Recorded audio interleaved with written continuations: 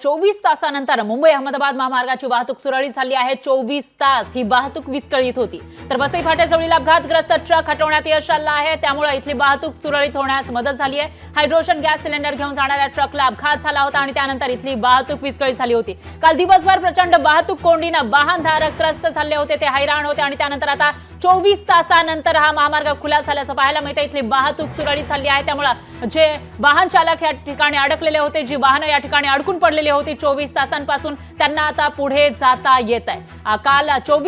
काल दिवसभर या ठिकाणी वाहतूक कोंडीची समस्या पाहायला मिळाली होती, कारण एक ट्रक या ठिकाणी इथं अपघात झाला होता एका ट्रकचा आणि त्यानंतर दिवसभर प्रचंड वाहतूक कोंडी या मार्गावर झाली होती आणि त्यानंतर वाहनधारक हैराण झाले होते। पण आता वसई फाट्याजवळील तो अपघातग्रस्त ट्रक हटवण्यात यश आलं आहे। हायड्रोजन गॅस सिलेंडर घेऊन जाणारा हा ट्रक होता, त्याला अपघात झाल्यानंतर इथं वाहतुकीवर मोठा परिणाम झाला होता। दिवसभर इथं प्रचंड वाहतूक कोंडी होती, पण आता इथली वाहतूक सुरळीत झाली आहे। तब्बल 24 तासानंतर मुंबई अहमदाबाद महामार्गावरची वाहतूक सुरळीत झाली आहे।